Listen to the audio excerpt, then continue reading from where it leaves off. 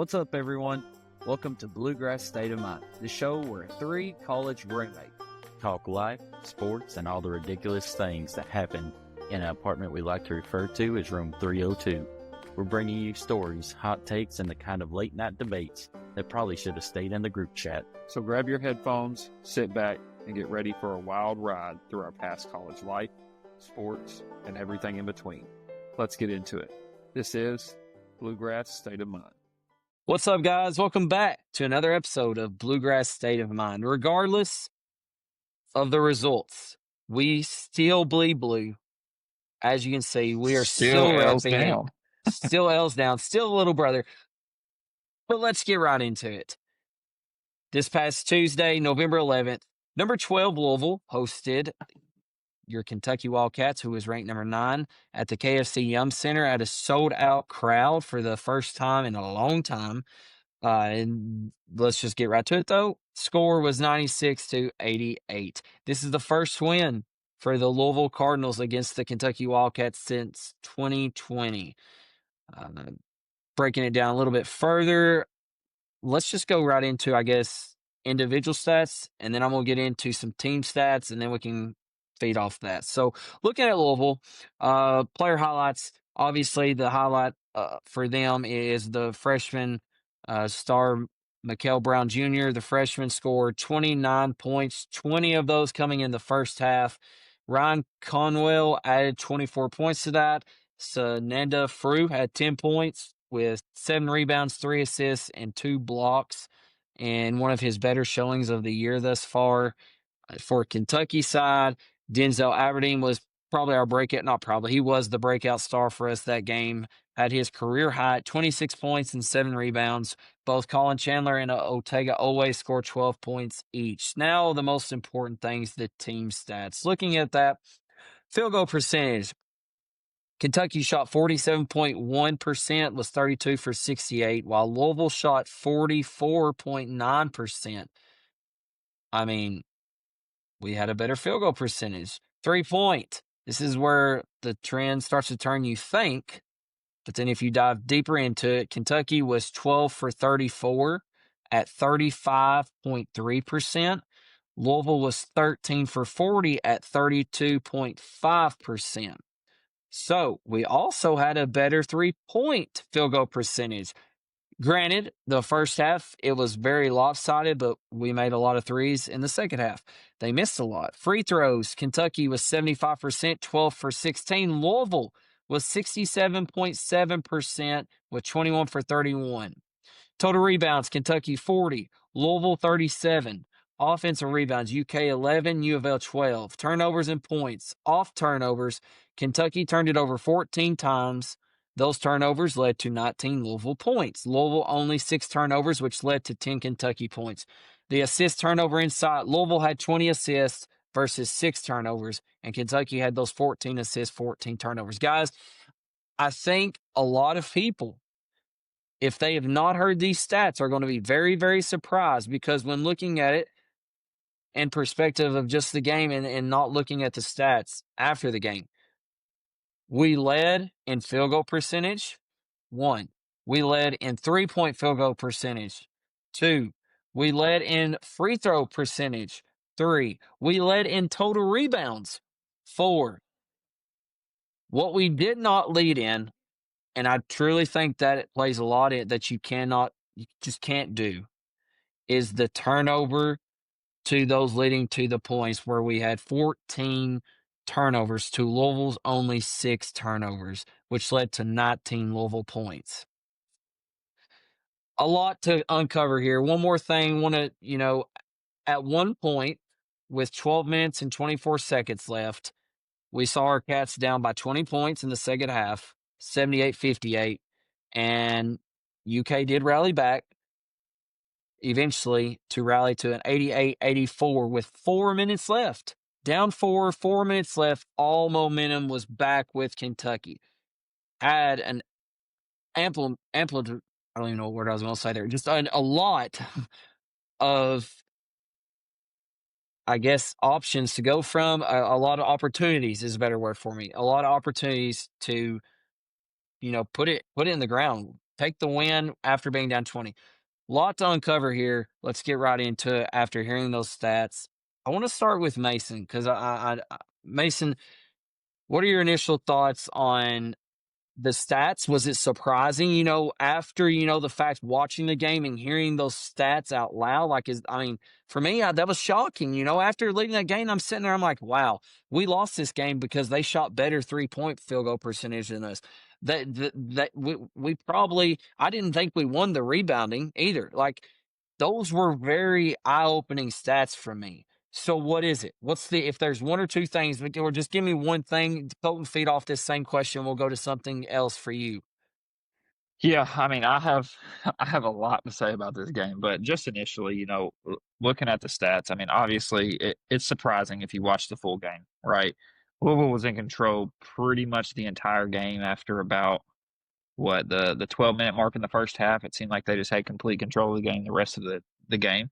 And I think it's a little misleading with those stats, because yes, we did have all of this, better field goal percentage, better 3-point percentage, better free throw percentage, more rebounds, all these things. But really, a lot of that came in the last 12 minutes of the second half, right? We kind of flipped that. Before that, I guarantee those numbers were way skewed. I bet they were higher than us in every single category before those last 12 minutes. And I think that's one positive you can take away from it, though. These guys never really quit. They never gave up. They dug in there in the second half, made a push for it.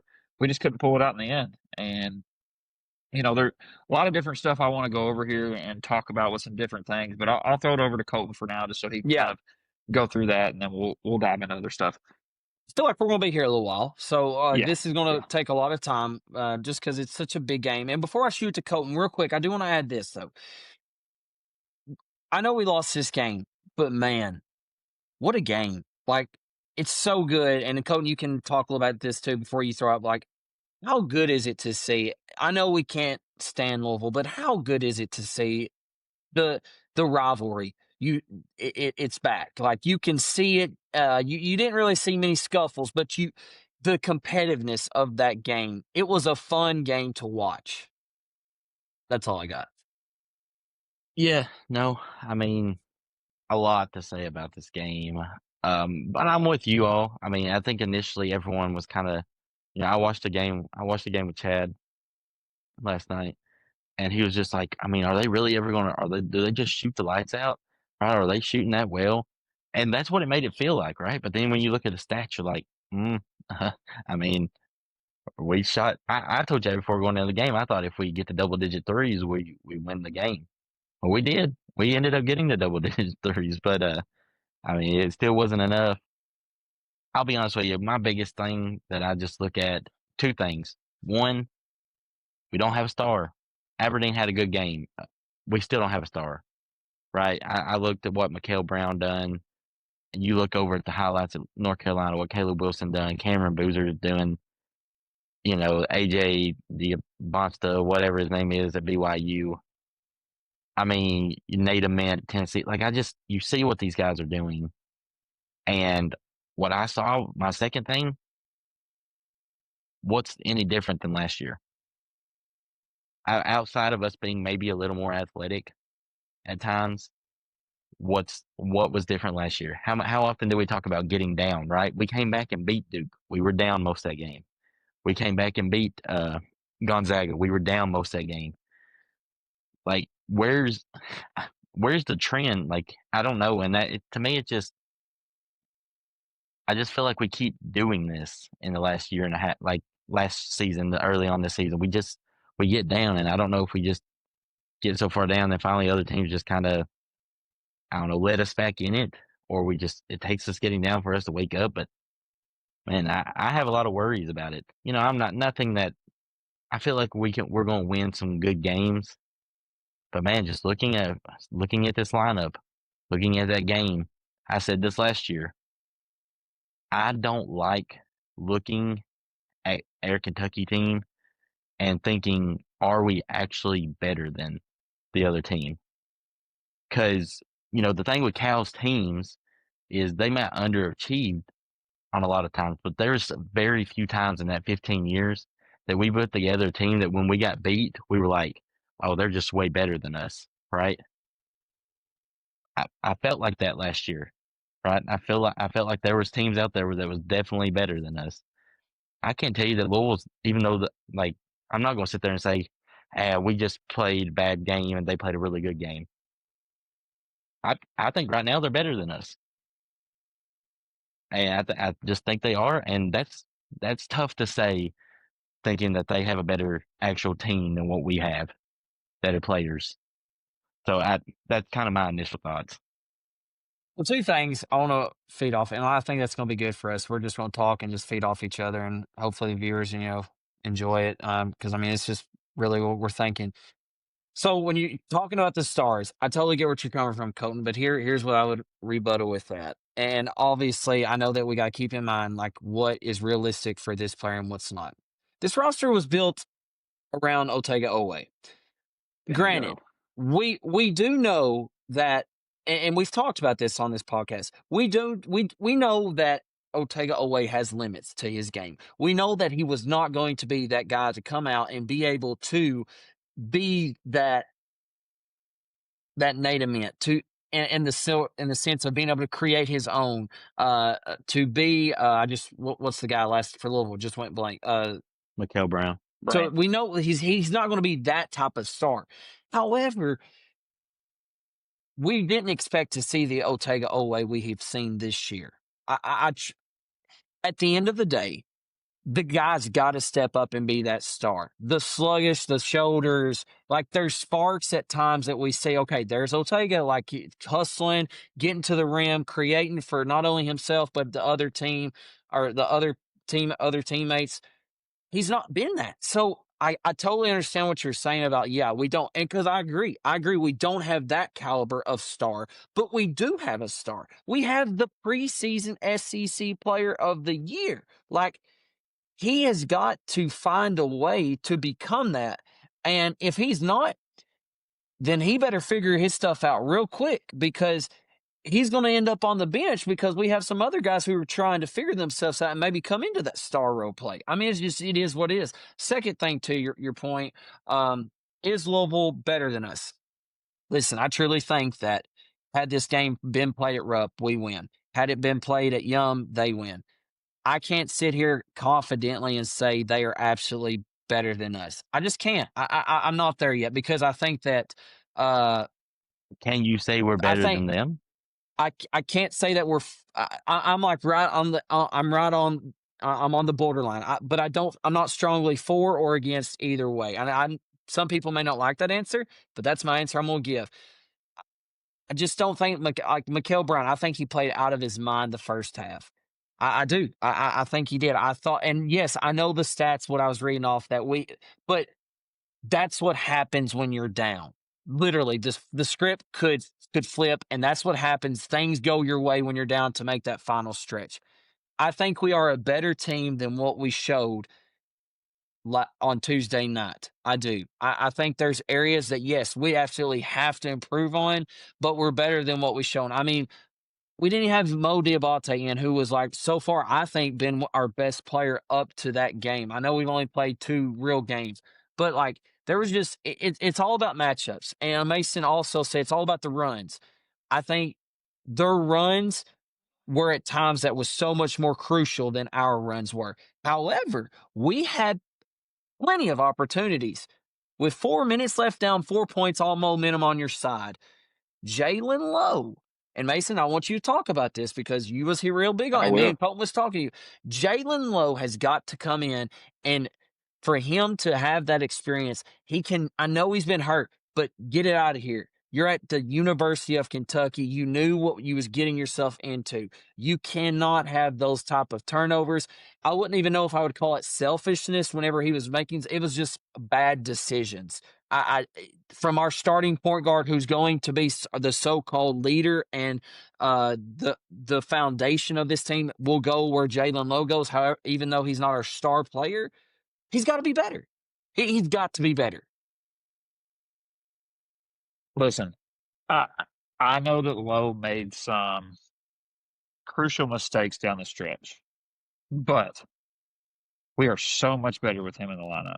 And I feel like part of that is you see a huge difference whenever he comes in our offense because he's the only person right now that can get by somebody, draw an extra defender, and get us decent looks. He's the only person on our team right now that can do that. Aberdeen sometimes. I Okay. agree, Mason. But one thing you can say against that though is the man when he's on the floor. I agree you got to have him on the floor, but the liability on defense, they was just exposing the man. I mean, just beating him down. Everybody was. All they were doing. And listen, I don't put. Yes, Lowe was getting beat some, but a lot of this has to come back to our defensive philosophy. I went back and I watched a recap earlier, like a 13-minute reel of like highlights throughout the game. Our defensive philosophy on ball screens is absolutely atrocious right now. Oh, we go under screens every time. Listen, we either go under it or we trail the screen and our bigs sit back, right? So like he's coming off a screen and our bigs are sitting back maybe a foot behind the guy who's screening him. You have a high-level point guard like Michael Brown, and you give him a foot of space, he's going by big every single time, or he's drawing a foul, or he's doing something to create a good opportunity for Louisville. Did you see what Louisville was doing very early in the game until Jalen Lowe came in and he started beating the hard hedge, right? They're hard hedging. They're making that point guard take a retreat dribble or at least pause for a second. It allows them to get back. And I really don't know why we just kept allowing them to dictate the flow of, as a defender, you're trying to dictate where the offense goes, right? So they're coming off these screens, they're getting downhill, they're drawing another defender, and it's a wide open look for him, or he's getting to the rim and he's finishing over somebody down low. And I think this is another conversation, but I think Quaint's helps out with that, inside defense as well whenever guys get by who can help protect the rim. But that was one of my biggest things that I had written down here was Lowe did get beat off the dribble quite a bit, but Michael Brown, he's one of the best guards in the nation. I don't care what you say. He's a dog. He can go get a bucket whenever he wants. It's going to be really hard for a lot of people in college basketball to defend that kid. Colin Chandler was another liability defensively, and I thought he played great in the second half offensively. But defensively, there was 3 or 4 possessions I watched earlier where they screen, they get a bigger matchup on Chandler. And here's another thing with our defensive philosophy. They get a matchup on Chandler. They get somebody down on the post that's bigger. He starts backing him down. Why are we slowly trying to help, right? Like you're just inching toward him. You're inching toward him. If you're going to help, send somebody. Go full speed. You have your rotations. Make him give the ball up quick, and then you can scramble around and get back. You're slowly going to him and kind of digging a little bit. That just gives him time to sit there and assess. He's either going to kick it back out or he's going to turn the other way and go up against Chandler. And I just feel like I said it last night in our group message.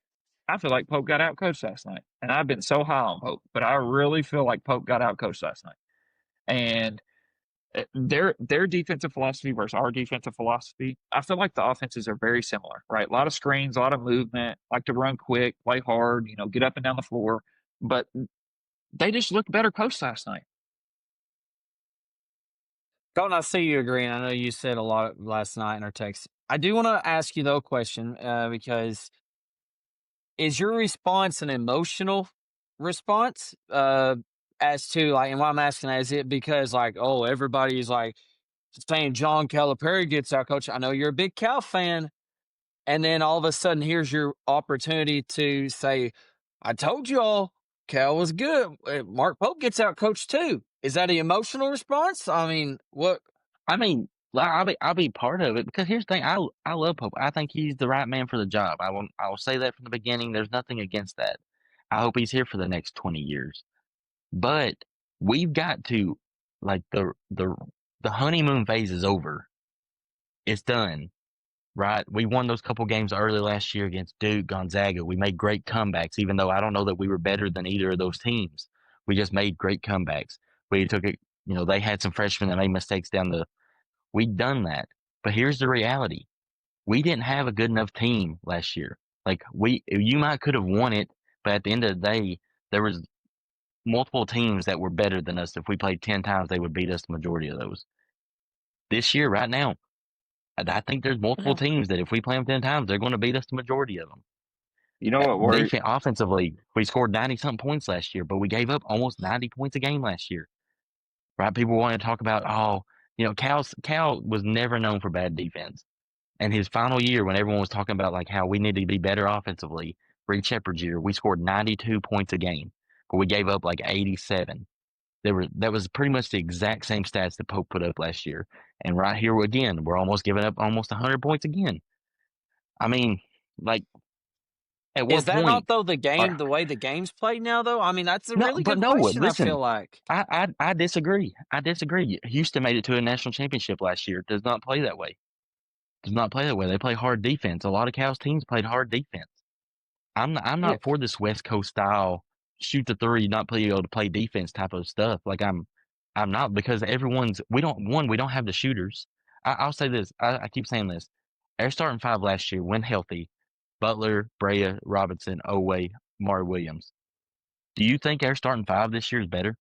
I was going to ask you that. I don't feel like we're No, better right now than the team last we're year. not. We did not produce a better starting five, and we spent $22 million. We do not have a better starting five. But here's the thing. I don't care if Clayton's is out or not. No. Here's the thing, though. We spent $22 million and built this roster around Oweh. That's our biggest issue right now is Oweh is not playing how he did 80% of the time last year. Still, I mean, still though, like I think everyone, like you can't not get honed in on what he done against Oklahoma twice.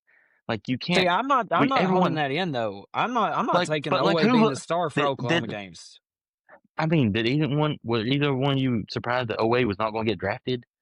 I mean, no, but I mean, he's coming off. He's the dude. The man averaged 16. I think it was 16.7 points. Like, I mean, that's like he has the ability to be the star. Like, you can't say that like a guy who had averaged 16.7 points doesn't have the capabilities of becoming a star. Now, your star may not be the Mikael Brown stars and the Nate Amith stars the way they do their things, but he still can be a star. I mean, like. He can be a good player, 100%. He can be a good player. No one's counting. I'm not saying Oweh's not a good player, but Oweh being our star last year is also what kept us from going farther than we did. If that's the type of star we have, we're not going anywhere. We're not. It's just simply that. And also, we didn't have other complementary pieces. Who Houston have last year? That was a star. But you have 4 or 5 guys that are really good. Like, do we have? I tell you what. How many guys do we have right now that would go and start? I think we have 4 or 5 really good players. I do. I mean, listen. I get what you're coming from, but again, I'm not dissing the thing. I'm just saying, like, I don't. No, I like $22 this. million. This is good. I mean, like, it's better be an Elite 8 team. Like, it better be at the very least. Like, it can't be worse than last year's team. But here's the thing. I get that, with $22 million, is better be an Elite 8 team. I get that completely. But if we're going to build this team around a player, it's the same thing as going out and picking up a freshman with those Cal years, right? Let's take like Skal Labissiere, for example. Supposed to be, the next big thing, number 1 recruit. He comes in and he lays a dud, right? It's the same thing with Oweh. If we're going to build this roster around him, we can't sit here and say, we spent $22 million, we got to do this. Whenever a guy's not performing that we built the roster around, he's got to be better. If we want a chance to contend for a national championship, he has to be better. That's my biggest takeaway. I agree. I had so much about this. We can come back to this. I want to take us into another part of the game. Colton,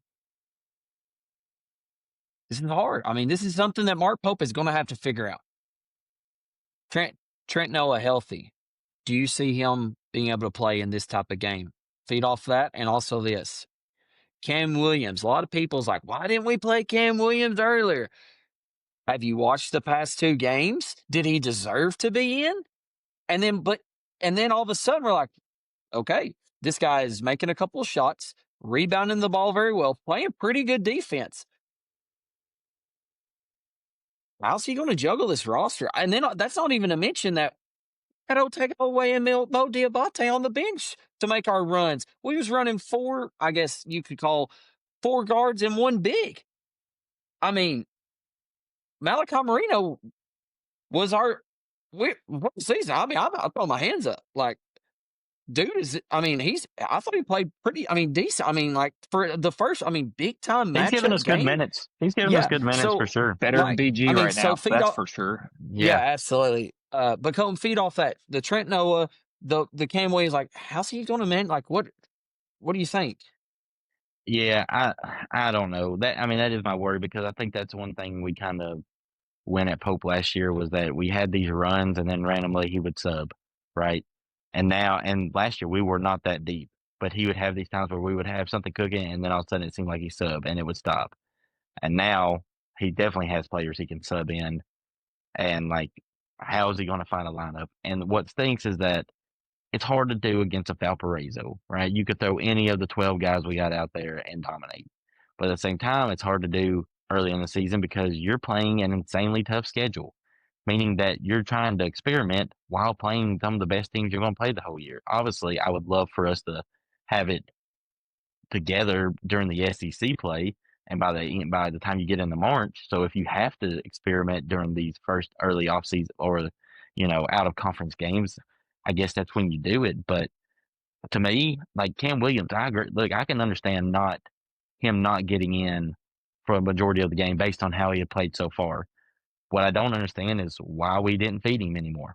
I mean, did y'all notice a couple times when he was open right after he made those plays and they come back down the floor and they didn't feed him and then there was a foul and he like looked over it like low and he like held his hands open. Like the play was dead, like people walked, the whistle blew and he just like looked at him with his hands open. Like he was like, "Why aren't you feeding me the ball? Like what's going on?" I don't know. I don't know why it wasn't. Noah, I think is going to be similar to Cam Williams. I think Noah will come in, get a tough, like high IQ rebound, knock a shot or two. But ultimately, any type of athletic game, Noah's not really going to be able to play in a lot of.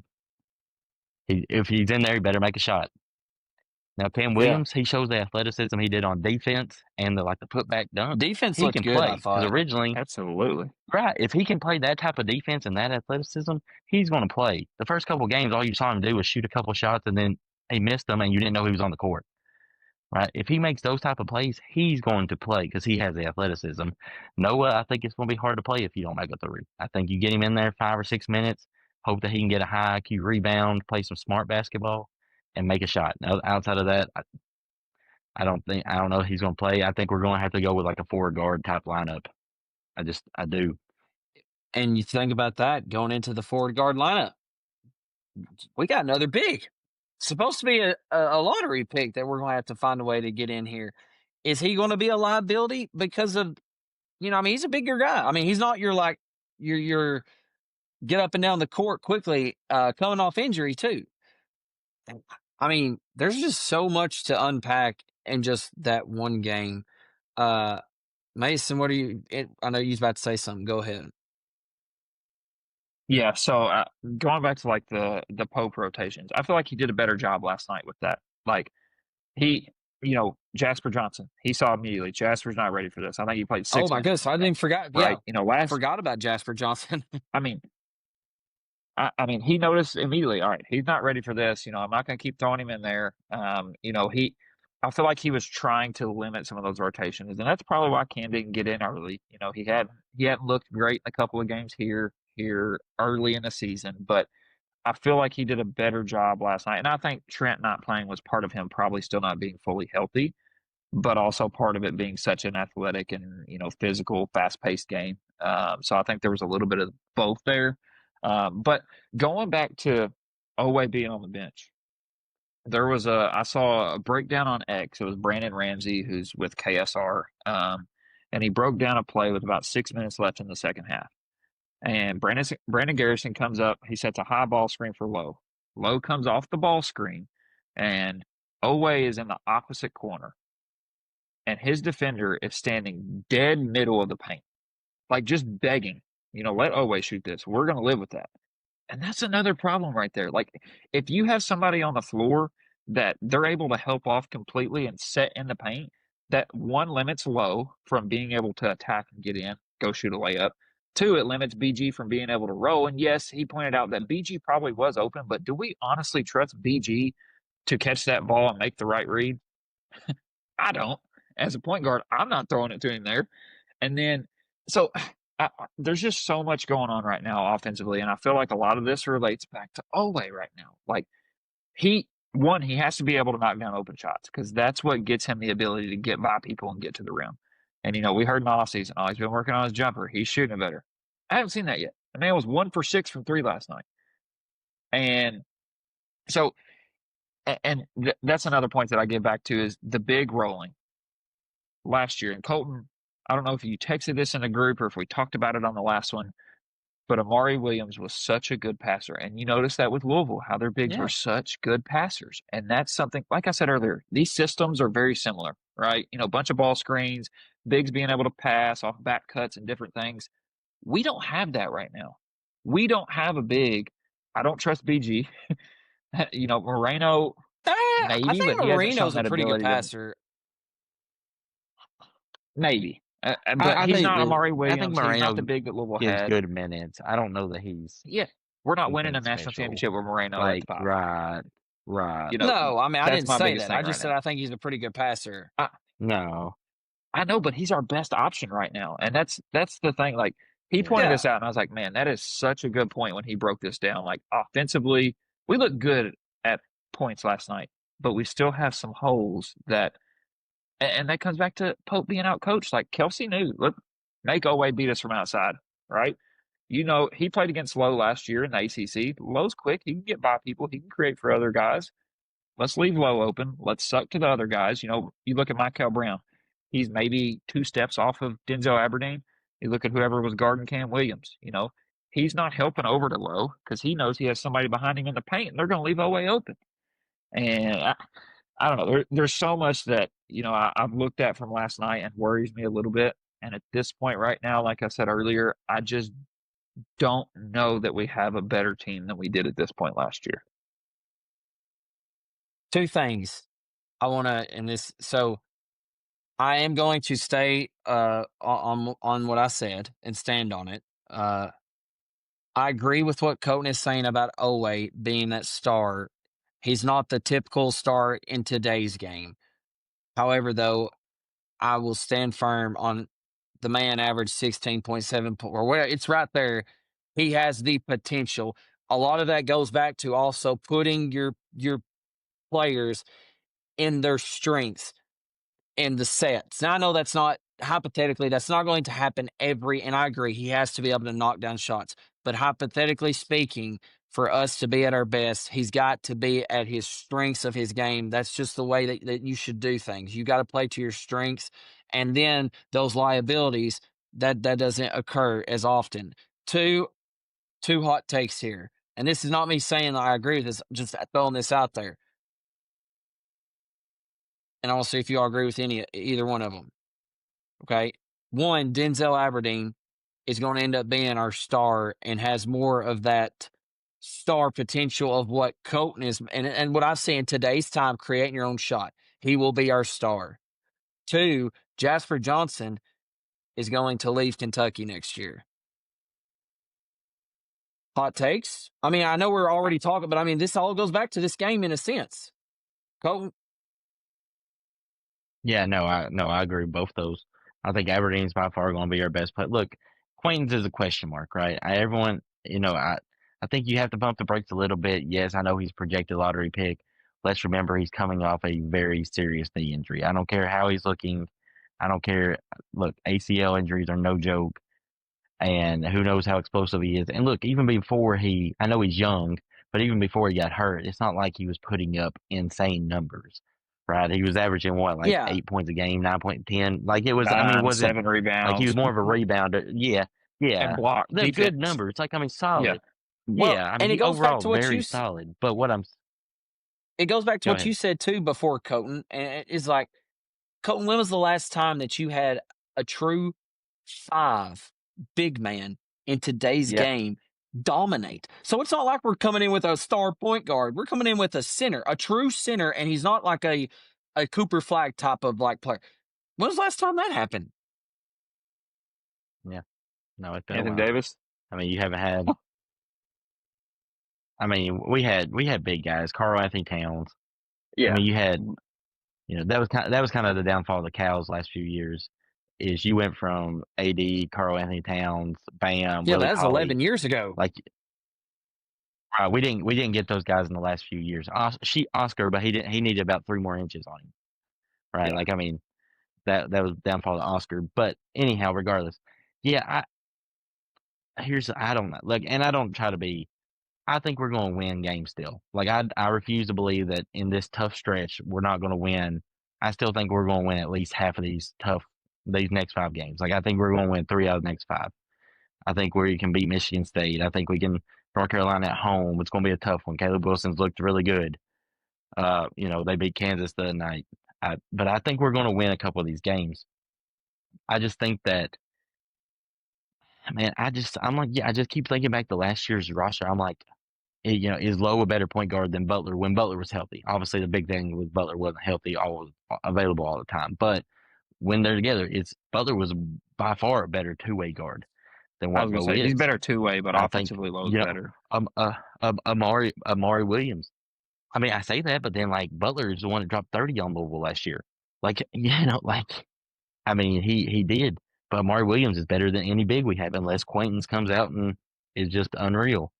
But he's better, and obviously Robinson and Bray are better than any shooters we have on the team. And Wade's still there.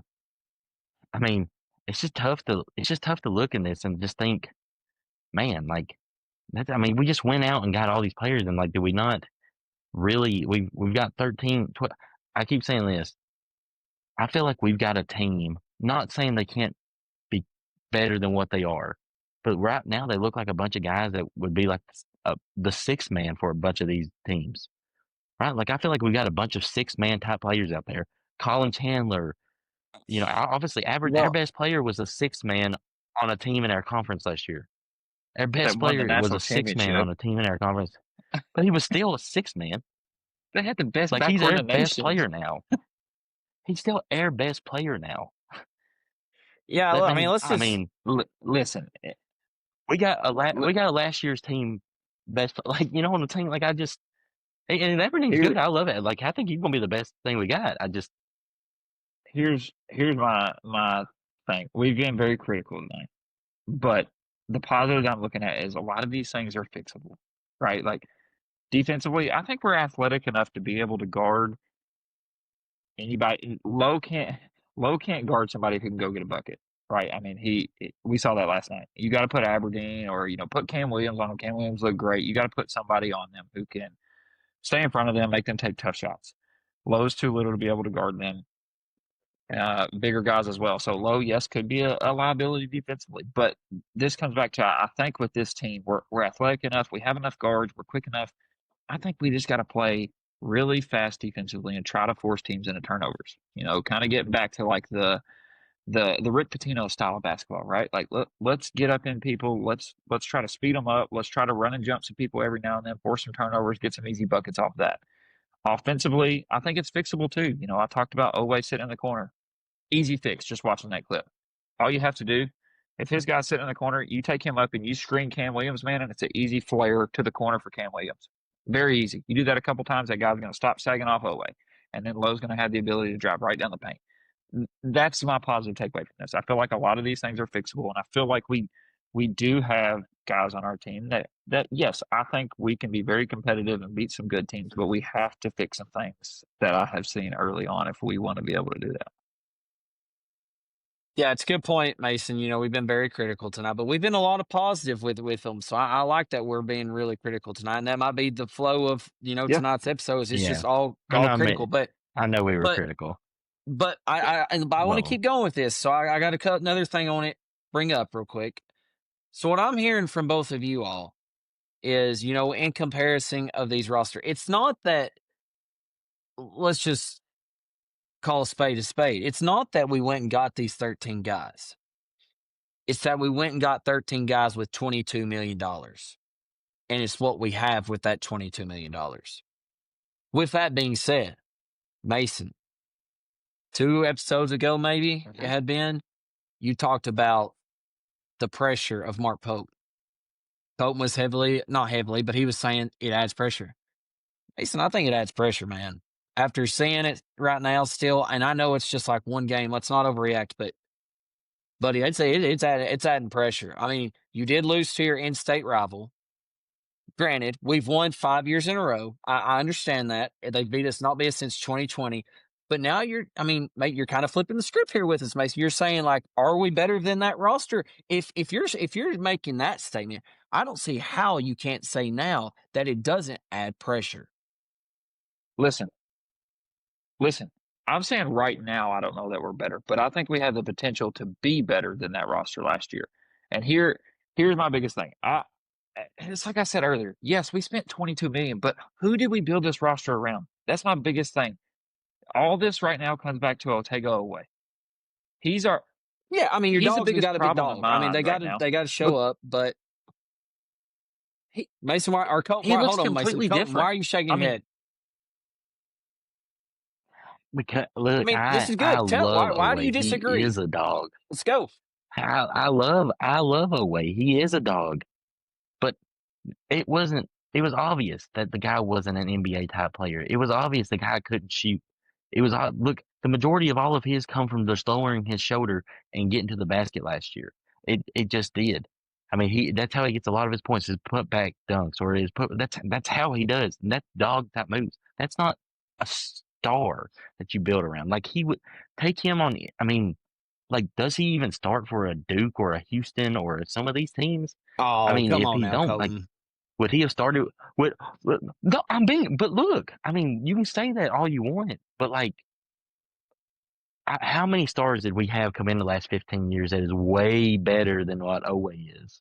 Oh, I don't think we're all. I Like, think we're let's on the not same lower page with that. expectations. We are, but no, we Let's not do lower. though with the not the expectations, but whenever you're talking about the player that we're trying to build the roster around, listen, we went to go build a roster with Right, that's a a problem helpful though.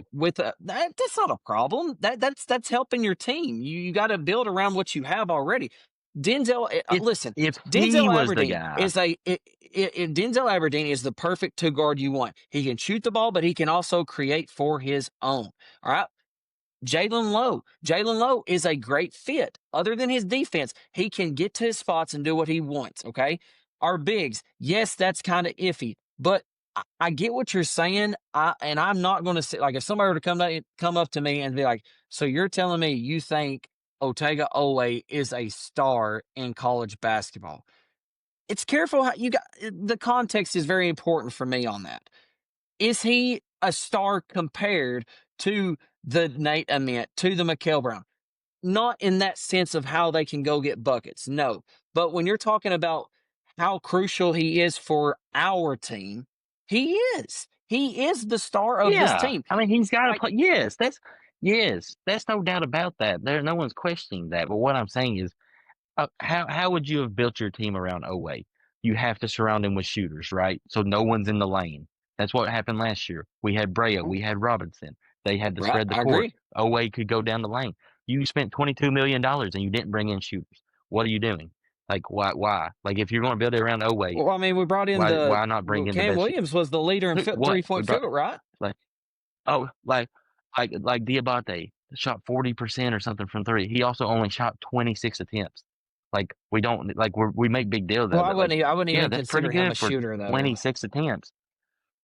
Well, what I'm saying though is, like, you hear a lot of those stats in the offseason. Oh, we brought in 40% shoot. Like, Cam Williams averaged like 8 points a game last year. Like, we're not let's not like blow these things up like these guys were stars. Like, they're not. And I'm being very critical tonight because I want No, us I to mean, I go like it. I mean, this way. I agree. I, Yeah, I want no, us to I mean, go up, and I want to be able to look at this team because the maddest I got last year was looking at our team against some teams and saying, I don't know that we are better than them.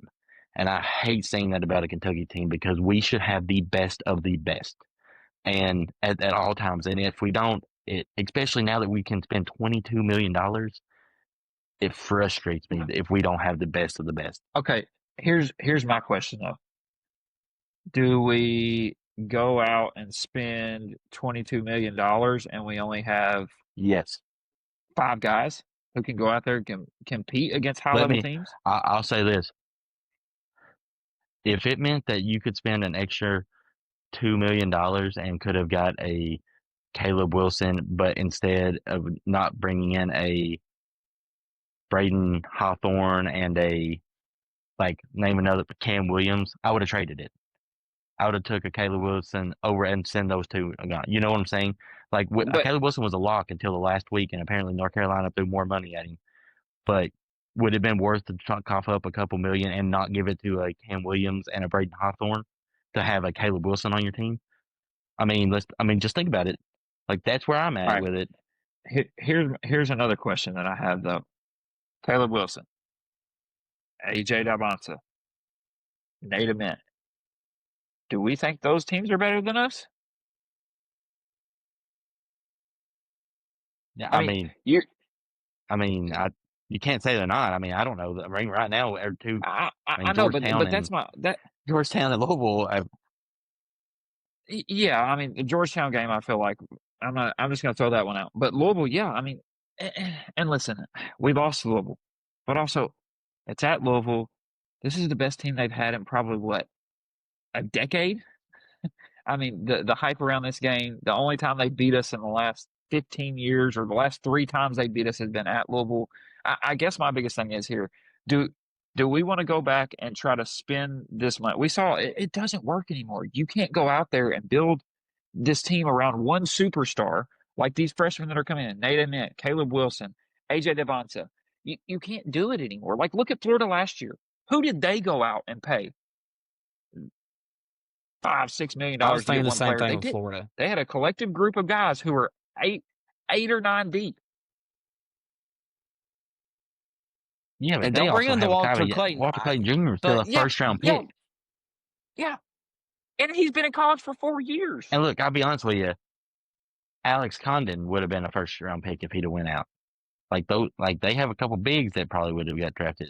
I mean, I'm just saying, like they still had some NBA players on their team. Their best player couldn't get drafted. And outside of Quentin, unless Quentin comes back, is there anyone you look on this team that's going to get drafted? And I'm not saying that, obviously, I know that's not what I'm trying to shoot for. But let's be honest. Is there anyone on this team outside of Quentin that you look and say is going to get drafted? They're not. It's just not. And I'm not saying that's what it's about. I know college is not about that all the time anymore. And I don't want to go get 5 or 6 freshmen. But he can't have this mindset that like we're just going to build around a bunch of just only like culture type guys and you can't shy away from these stars. I don't disagree with that. And I think the biggest thing, my biggest takeaway and the thing that I want to see him improve on going into next season, you have to have these guards, right? You have to have the Walter Claytons. You have to have the Michael Browns. You have to have these guys. Like, don't get me wrong, I love Jalen Lowe. I love his game. Kind of reminded me like watching early on last year a little bit of myself, right? He comes off the screen, he makes the right read, he feeds people the ball, he creates open looks. I love his game. Probably, I love watching him. I told y'all last night, probably one of my favorite point guards I've watched in a long time just because of his game. Do I think that could win us a national championship? It could. But at this point in college basketball, when it comes to March Madness, you have to have these guys like Walter Clayton, Michael Brown, these guys who can go take over a game for you. And I get what you're saying, but I don't think that Caleb Wilson is a guy who can go and take over a game and knock down 3 threes in a row and create a Nate Ament. I don't think he is either. Yeah. I don't think AJ Devonta is like that either. They're hard to come by, but I think he really needs to focus on these type of point guards who can create but can also get a bucket whenever you need it. Yeah. And I was just on Caleb Wilson because he was a lock up until the final week. Right. And what it sounds like reading was that North Carolina just threw a little bit of money at the last second. Right. And it wasn't one of those things that when they did that, we were kind of like, nah, like we'd rather go get a couple of these other guys and get 2 or 3 guys. That's fine. I'm not saying, but in the future, should we be more on the cautious side of maybe giving up a little bit more for a guy like that compared to bringing in maybe you're paying Cam Williams and Trent Noah, probably the 2 salary what you would have got for a Caleb Wilson. I'm just saying, like, what's the trade-off? Is it worth it? No, I agree. All right, well, let's move on. Let's go the last 10, 15 minutes. We're just going to stay on Kentucky. Let's just get Kentucky football of the night. That was a lot. Yeah, Skip, we're going to have to, are you saying are you want to get to, or we want to talk about tonight's game? All right, let's go. Or we want to talk about tonight's game, though, looking forward, or are we going to skip Eastern Illinois? I think it's Eastern Illinois, ain't it? And look forward to Michigan State or go to Kentucky football? How are we doing this? It's on Friday night. Yeah, well, this is. I'm pretty sure they play Eastern Illinois tonight. Well, let's we'll do. I mean, let's skip forward to Michigan State. Just a little thought. I mean, based on watching them against Arkansas. I mean, obviously Arkansas had to go to Michigan State. That's a tough atmosphere to Yep. play in. Michigan State they're like their Michigan State type teams. Like they're very mature in a lot of ways. Hard nose. They're one of those that we're not going to run out of the gym, right? They're a solid team, good coached. I don't think they have a lot of stars, but they're just going to be a solid team. It's on a neutral court at, where is it? Chicago or Madison Square Garden? One of those Madison two. Square Garden. Normally. Champions Classic. Yeah. So, I mean, to be honest with you, we're going to be more athletic than Michigan State. It's going to be, they're not as athletic as we are. But you definitely, it can be a good comeback game, because I think Michigan State's one of the final of the other guys we played, between them, St. John's, and North Carolina. I think they're worse than the other two.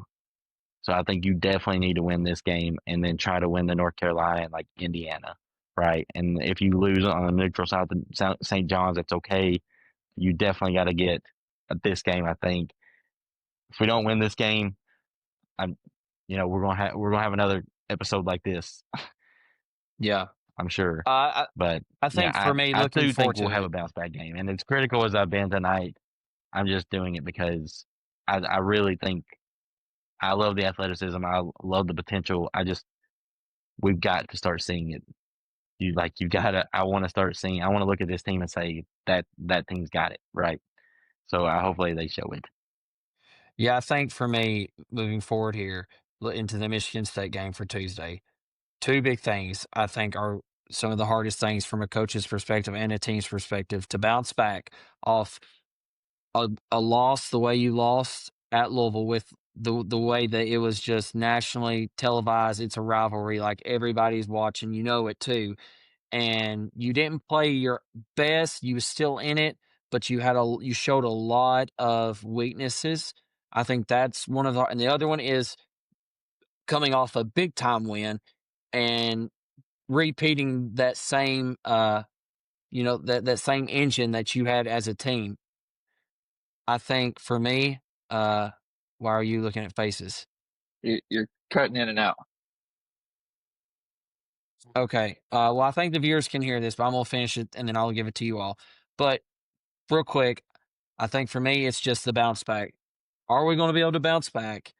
What are we going to do? How are we going to look? And how is Mark Pope going to handle this adversity that they had faced early? So, yeah, I know you can't hear me, but the viewers can, I think. But, yeah, how do we face adversity? We're going to assume he said something about Michigan State and Kentucky. Go Cats. Go Cats. Go ahead, Mason. What Dylan said. No idea what he said. I think it's like we had to bleep him out the whole time. He's going off. Like you said, I watched the game against Arkansas. Michigan State, they're a hard nosed team. They play hard, they play smart. Their guard Fears, he's good. Colin Carr's really athletic. Be interesting to see who matches up with him on the wing, because he can't shoot worth a lick, but he can get to the rim just about whenever he wants, and you've got to keep him off the glass. So and that goes back. I didn't really mention this during the Louisville game, but I feel like coming out, they played harder than us. They wanted it more than us. There's a lot of times we'd score and they'd get the ball out of the net. They're already at half court. We had three guys back down the court. So this Michigan State team, they're going to play hard. And, I think it'll be interesting to see how we come out, like Dylan said, coming off that emotional loss against Louisville, big time game, great atmosphere, going to be another good atmosphere. It'll be interesting to see how we come out and respond. And I think watching both these teams, I think if we play to our ability with all these guys, I think we can beat them by 10, 15 points. I think we have the better team and it's not really close, but we'll see how it goes. Interesting to see how they respond, and against a smart team, physical team, plays hard 24/7. It'll be interesting to see.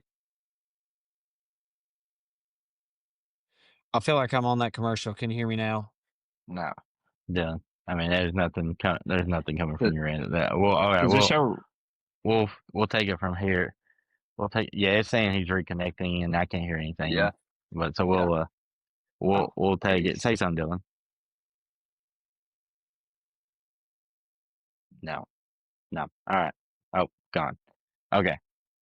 So anyhow, let's get to the best team in college football, the Kentucky Wildcats.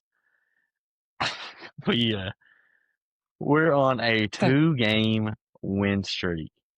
it's A like the programs have 2-game just flipped the win roles, streak. you know? I mean, what is going on here? I mean, we are on a 2-game win streak. We beat Auburn. We beat Florida. I mean, look at Cutter Boley. I can't say enough about him, man. I'm excited. And I'm just because, at this point, we haven't had a guy since like Will Levis that we were kind of excited about, with Levis. But like even then, like we knew he was going to the draft. We knew he was leaving. You were losing Wandale Robinson, right? But Cutter Boley, redshirt freshman, you know that you got him for at least next year, going to be probably 2 years. So, I mean, this is your opportunity, right? You've got a guy that I think receivers are going to see. He's put up and say, hey, I could come play for this guy, right? I want to come here and be a receiver for this guy. If he's, I mean, he's gaining experience. He's gaining confidence. He can run the ball. He's got the ability to use his legs. He's got a good like physical build to him. I mean, he's got a lot of things, and just gaining experience is going to be the biggest thing. Now, will he be a stud next year? I don't know. I think he'll continue to improve, but I really would love to see. I don't know what's going to happen. We'll get into that in a second, but I'm big on Boley right now. Yeah. Can you hear me now? Yeah, there Ooh, you it go. sounds better. Yeah. Okay. Hopefully, this all goes into one video still. I don't know what happened. I'm at a hotel, so we'll see what happens.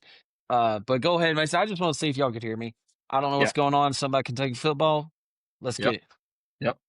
No, I agree, Colton. I mean, Cutter Boley, Yeah. you talked about how high you are on him right now. I think we all are. I think all of Big Blue Nation is. I mean, some of the balls he threw last game against Florida, that touchdown he had, over the shoulder, back shoulder. I mean, money. A couple drives later, he had a pass, over one defender, short of another defender, Into a corner between, towards the three end zone. guys. Oh, Yeah. man. I mean, like he was throwing some perfect balls, and you have to do everything you can to build a roster around him, keep him. I mean, he's the most consistent quarterback we've had, like you said, since Levis. And honestly, I think he's shown more accuracy than Levis at this point. I know Levis, he'd been in college a few more years than Cutter Boley has, but I think at this point in their careers, Cutter Boley looks better than that. And I think we have to do everything we can to build around him. Like you said, I think receivers are going to see some of his highlights. We're going to start reaching out to some better receivers, showing them what he's done. He's got 2 years left. Hopefully, he doesn't go anywhere. But do everything you can to keep that man because he's the best thing that has happened to this program in a while. DG, does Mark Stoops keep his job? I don't know if y'all are going. I feel like it's starting to cut in and out again. Is it? No, I hear fine you. right now. We hear you're good right now. Oh, okay, good. Okay. Does Mark Stoops keep his job? Oh man, what a toss-up question. What a question 3 weeks ago that I did not think I was going to have to be even have Considering to answer. another Yeah, answer. considering. Actually, I've talked to some people about this, and here's the thing. I think he might come back. Yeah, I think right now I'm 70-30 on him coming back, and a lot of that's not because of that the possibility of us winning out. It's because of all these other jobs that are opened up. Yeah. It's just sometimes you got to take your pill and swallow it, and I think this year we just might have to take that last pill and swallow it for one more year and see how it goes. And it's like what you said, Colton. The grass is not always greener. It's not, and a lot of people are Stoops troops. I'm not a full 100% Stoops troop, but man, I'm like a 85, 90% because of what he's done for us. And if there's really nobody else there, that's just the obvious, that's our guy. I don't know if you can do that. I just don't know. I mean, and especially the amount of money that we've poured into him and the football program itself. That's just a real truth to it. I think that if you're seeing it from different eyes on like, we still got to get rid of him. Like, it's not that easy. It's not that clear cut. You got to be thinking about the future. Yeah, I agree completely with I what you agree. said. I'll be honest with you. I I'm the same way. I think as long as we don't, I think if you lose to Tennessee Tech this weekend, now granted Tennessee Tech's undefeated, but They still, are. I have family going to go there. but still, I'm it don't going. matter. I'm You're taking Beckett to his Kentucky, they're first football Tennessee game Tech. Saturday. Well, awesome. Well, yeah, they need to win. It's Tennessee Tech. I don't care who it is. Like Tennessee Tech, you win this game, you're an SEC football school. As long as you win this game and you just are somewhat competitive against Vandy and Louisville to finish the season, I think he remains. And a big part of it is the coaching cycle. Now, I think if you get blown out in Vandy and Louisville game and your rivalry game again, I think that may be in. Look, the reason I've always been more on like the Cal side, but never really been that for on like Stoops, even though I'm very appreciative of what he done. It's because ultimately I think Kentucky football always has like this type of ceiling, right? Like I think no matter who you bring in here, your ceiling is like now that there's a 12-team playoff, your ceiling is like, can we ever have a fantastic like Vandy type season? Right? I think that's your ceiling. Like let's put Yeah, together that's legit. let's put together 1 year where we get the right schedule, where we play maybe more of these Auburn, Mississippi States, a down year for LSU, at Florida like they are.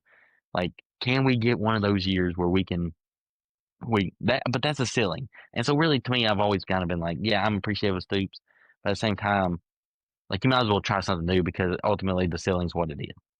Right? You see if you can get someone to get to that. If not, try again. Where basketball, it's like we've been at the top. We've been there. There's the expectation. It's set. There's the bar. That's what you have to get to. I think he stays. I think they're going to keep him, and I can't believe we're saying that. Yeah, Same. I agree. I mean, like you said, Dylan, at this point with all the programs that have an opening, and I'll say this, I feel like he's changed a little bit. Offensively, I feel like he's maybe pulled the reins back a little bit. We saw a little different offense last week against Florida. Maybe he's starting to put some trust in Cutter Boley and let him open up a little bit. If he's going to do that, I mean that's been our biggest complaint, right? Our defense has always been solid, right? But we got to open it up offensively and be able to compete with some of these teams who are going to put up 22, 28 points, and a lot of these better teams, we haven't been able to do that. But if he's going to allow the offensive coordinator to go out there and run some of these different play calls and open up the playbook a little bit and take some shots, then so be it. We have a quarterback now who can do it. So if he keeps showing that trend of having a little bit more open mindset on the offensive side of the ball, I'm fine with him staying. We've looked so much better, and like you said, Colton, there's a ceiling we have, right? As long as we're competitive. We understand as Kentucky football fans, right? We're a basketball school. We're not going to go to the college football playoff every year. That's not our expectations. But if we can come into games against Georgia and Alabama and say, hey, if we have a chance to at least keep it within 10 points, like if we can be competitive going into the second half, third quarter, fourth quarter, completely fine with that. I just don't want to go into these games against the Auburns. Like, did we think we were going to win that game this year? No. Some of these bottom tier SEC schools going in thinking, are we going to win these games and not having, a good feeling about it? I just want to be competitive in the SEC and, have those seasons, get back to some bowl games. Maybe it's a Music City Bowl.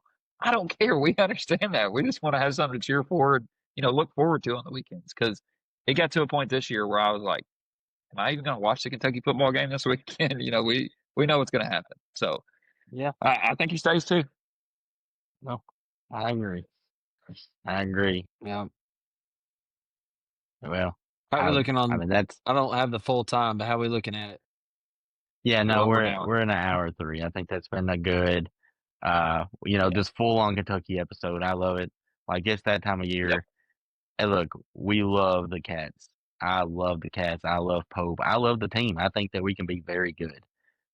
I want us to see us get there. I'm saying this way because I'm that passionate about us getting further and returning back to those times, right? I want us to get back to that because I'm in agreement that it probably was time for a new voice with Cal. Like I didn't like the way that people viewed Cal when he left. I didn't like the things that were being said as if that's terrible. But at the same time, I do think like I'm in agreement that like a different voice needed. And I think Mark Pope is that voice. But I think we all have that passion that we want to see it. right? Like we're Kentucky. There is no like rebuild mode. There's no rebuild mode. We talked about that last year. You're here, right? Like there is like we want to see these type of things, and it's a long way. It's early on, but ideally these games we just continually get better. But y'all have any final thoughts before we close it? Go ahead, Dylan. I mean, forever and always, L's down. I mean, you're always they may have got us this year, but they'll always be the little brother. Always will be. That's my last thought. Mason, anything? Yeah. I mean, as always, go Cats and Pope we trust. I trust Pope. I really do. I think he's a really smart guy, knows the game of basketball. I think if he has kind of the same season this year where he sees like, we don't have that superstar. I think next year he's going to change his philosophy a little bit and say, you know what, maybe it's not so much of these guys, asking for money and, I really don't want to give into that because that's not the type of guy I am or the type of culture I want to build. But we need, a star to be able to go deep and, have a chance to compete. So we'll see how the season turns out. Like we said, we were very critical this episode, very early on in the season. I still have faith in this team. I think things can be fixed, but go Cats, as always. Yeah. Appreciate everybody listening in. CATS, Cats. Go Cats. Cats. Go Cats. That's a wrap for this episode of Bluegrass State of Mind. If you enjoyed the show, make sure to hit that like button and subscribe so you never miss an episode. Also, be on the lookout for our social media pages and be sure to follow them.